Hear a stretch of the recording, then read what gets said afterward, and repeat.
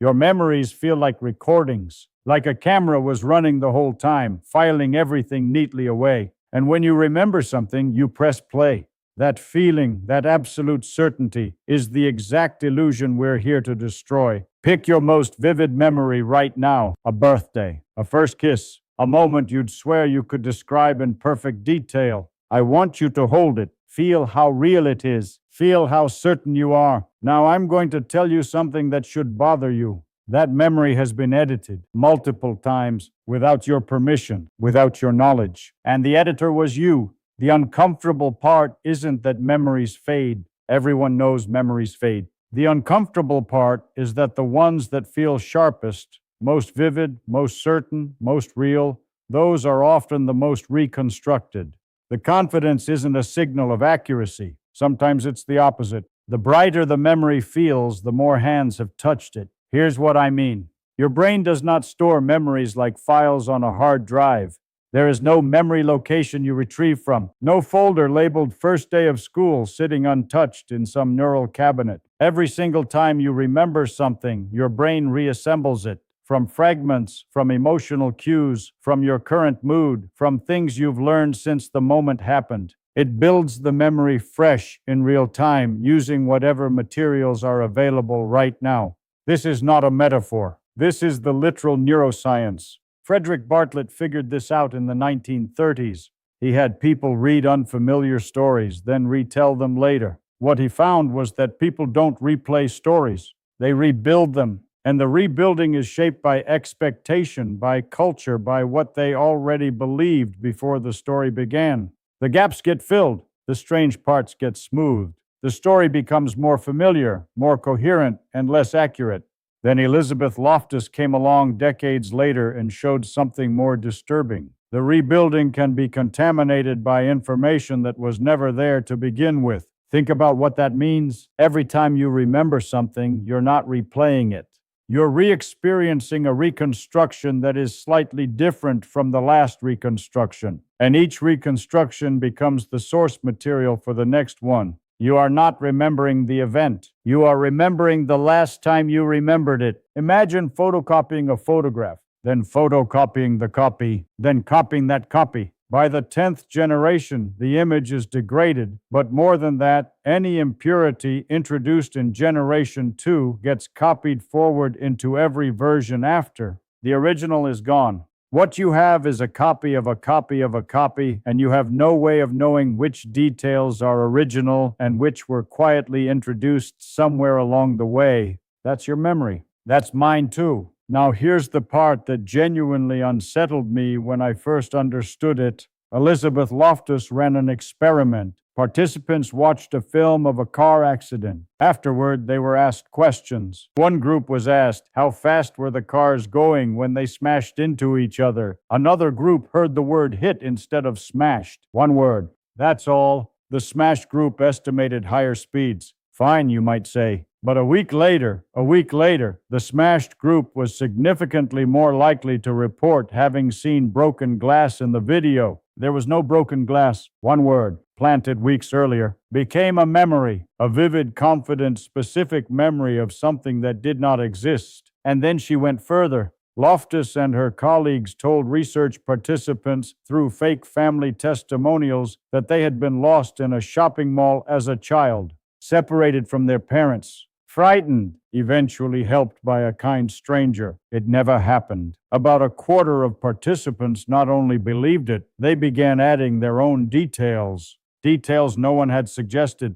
They weren't lying. They were remembering. They were remembering something that never occurred. These weren't confused people. These weren't unusual cases. The effect appears across populations. The mechanism is in the hardware. It's in your hardware. It's in mine. Now you might be thinking, okay, this is a flaw, a bug in the system. Evolution dropped the ball. It didn't. The brain is not trying to be an archive. It never was. An archive is passive. It stores, waits, retrieves unchanged. The brain is an active prediction machine. Its job, evolutionarily, is to model the world accurately enough to survive. That means taking past experiences and extracting patterns. Not storing individual events in full resolution, that would be wasteful and expensive, but distilling lessons, updating predictions, preparing for what's likely to come next. Reconstruction is a feature of that system. When you reassemble a memory using your current knowledge and context, you're integrating what you've learned since.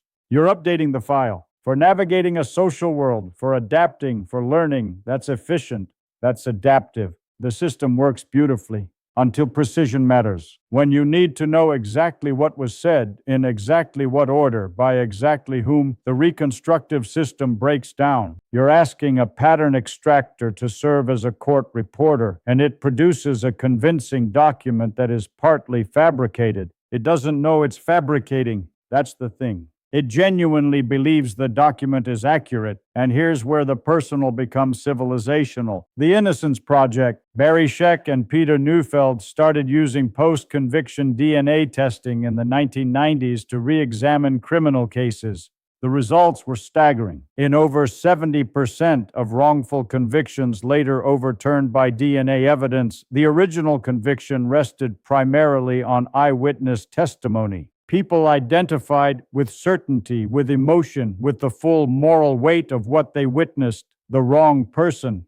The witnesses weren't lying. They weren't confused. They genuinely remembered seeing that face. The memory was real. The event it described was not, we built a justice system on the assumption that humans are reliable witnesses. The neuroscience didn't exist yet. Now it does. The question is what we do about it. But stay with me because it goes deeper than courtrooms. It's not just isolated memories that get reconstructed. Your entire autobiographical narrative, the story you tell yourself about who you are, where you came from, what shaped you, what you believe, and why, that's a constructed artifact too. And it's been revised continuously to stay coherent with your current self-image. There's a documented effect called consistency bias. The tendency to remember your past attitudes and beliefs as more consistent with your current ones than they actually were. People who change their political views remember having held more moderate positions before.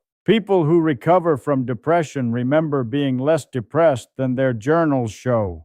People who fall in love remember being more attracted to their partner from the beginning than they reported at the time. The brain isn't lying, it's editing for coherence. A narrative self requires continuity, the feeling that you've been roughly the same person all along. When your current self doesn't match your past self, the past self gets quietly revised to close the gap. You wake up with a more coherent story, no memory of the edit. So the version of your past that you live inside, the one that explains your choices, justifies your resentments, grounds your sense of who you are, is a collaborative fiction between your past experiences and your present needs. Not false like a lie, constructed like all narratives are constructed, selective, shaped, meaningful, but not a recording. Now here's the question that really stops me. If every memory is a reconstruction, if there's no pristine original anywhere, just an infinite regress of copies, then what are we even calling fake? Fake compared to what? The moment the event happened, your brain didn't record it neutrally. It perceived it through the filter of your existing expectations, your emotional state, your attention, your prior experience. The original perception was already an interpretation. There was never a raw, unmediated capture. The construction started at the moment of experience, not after. And it goes further than that. What you experience as the present moment is already a reconstruction. The brain integrates signals from your senses on a slight delay, fills in gaps, predicts forward, edits backward. Your experience of right now, this moment, as you watch this, is a model, not a feed. The present is already processed. So when we say a memory is fake, we mean it diverges from something. But what it diverges from is not a recording. It's a prior construction, which was itself a construction of a construction. There is no bedrock. There is no uncorrupted original. This is not nihilism. It doesn't mean truth doesn't matter or that all accounts are equally valid. External records exist. Video exists. The event happened independently of anyone's memory of it. But the experience of the event, the version that lives inside you and shapes you, that was never a recording, not for 1 second. So what does that mean for you? The memories that define you, The ones that shaped your character, your values, your relationships, they did that shaping regardless of whether they're perfect recordings. A story that moves you changes you, even if some of the details drifted over time. The emotional truth of a formative experience can persist even when the factual details fuzz around the edges, but carry the honest weight too. Some of what you believe about yourself is revision. Some of what you resent is confabulation. Some of the confidence with which you say, I remember it exactly, is the confidence of a machine that doesn't know it's been editing. That's worth sitting with, not to paralyze you, but to make you a more careful, more humble witness to your own life. What is identity if the memories that compose it are perpetually reconstructed? What is continuity of self if the person who stores a memory and the person who retrieves it are not the same neurologically, emotionally, experientially, and the reconstruction bridges the gap between them? Locke built a theory of personal identity on memory. Hume said the self is just a bundle of perceptions with no underlying unity. Parfit ran thought experiments that made the question feel vertiginous. Neuroscience arrived at the same territory from a completely different direction. They're all pointing at the same strange thing. We think of ourselves as unified, continuous beings with access to our own past. That feeling is real. Whether it accurately describes what's happening underneath, that's a separate question entirely. The experience of being you, stable, coherent, continuous, may itself be the brain's most impressive construction. Here's what I keep coming back to. The memories are reconstructions. The self is a narrative. The present moment is a model. All the way down, the brain is building something and calling it reality. And what I genuinely want to know, what I don't have a clean answer to, is whether there's anything at the bottom that isn't built. Is there anything that just is? I don't know. But I think asking it carefully, without flinching, without rushing toward a comfortable answer, is one of the most honest things you can do with the mind you have. Even if the mind you have is partly making you up as it goes, you are real. Your experience is real. I'm just saying the machinery underneath is stranger and more beautiful than you've been told. The brain that's watching this video right now, assembling meaning from sound and light, cross-referencing memory, predicting your next thought before you have it, that brain is doing something extraordinary. The fact that it edits, reconstructs, confabulates, that doesn't make it less remarkable. It makes it more, you just deserve to know what's actually in there.